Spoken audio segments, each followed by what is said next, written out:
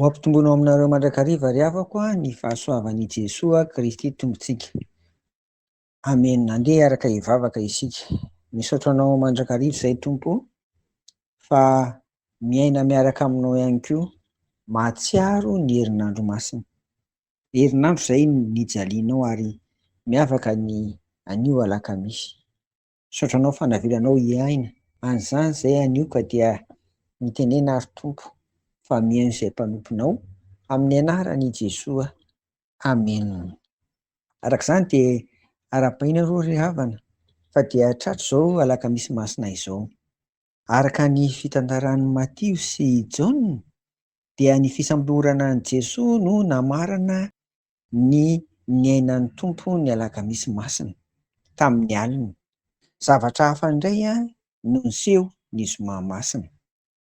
Mba hiarahantsika mandinika sy misaintsaina an'izany ary mitodika eo amin'ny tantaran'ny famonjena dia andeha ho vakiantsika ny Matio 5:2-7. Vakiana amin'ny anaran'i Jesoa. Ary raha mbola niteny Jesoa dia indro avy Jodasy izay isan'ny 12 lahy mba mivaoaka betsaka niaraka taminy mitondra sabatra sy langilangy, ny rahan'ny loham-pisorona sy ny loholona izy. Amen. Izao no filazantsara koa dia nilaza ny antsipiriany amin'ireo nisambotra an'i Jesoa ireo. Hoy ny Jaona 5:12, 9:3 sy ny 9:12. Izao no hitantsika eo ry havana. Ary Jodasy rehefa nahazo ny miaramila iray toko sy mpiandry raharaha avy tamin'ny loham-pisorona sy ny fariseo dia nankeo nitondra fanitso sy fanala ary fiadiana. Ary ny miaramila iray toko sy ny mpifehy arivo ary ny mpiandry raharaha tamin'ny jiosy dia nisambotra an'i Jesoa ka namatotra azy. Araka ny nambarako teo ry havana dia izany no hotoriana amintsika amin'izao alakamisy masina izao.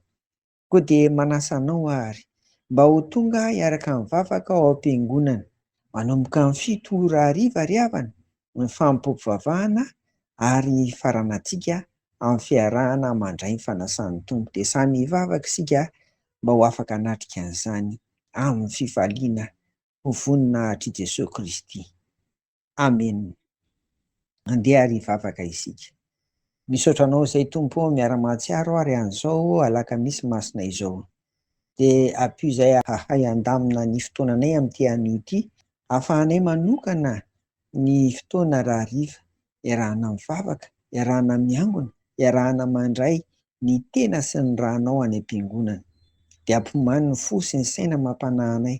Azahoanay manatanteraka an'izany amin'ny fahamasinana fa velona ianao ry Andriamanitra rain'i Jesosy Kristy Tomponay. Velona ianao ilay Tompo sy ivavahanay dia irianay sy angatahanay amin'ny anaran'i Jesoa izany.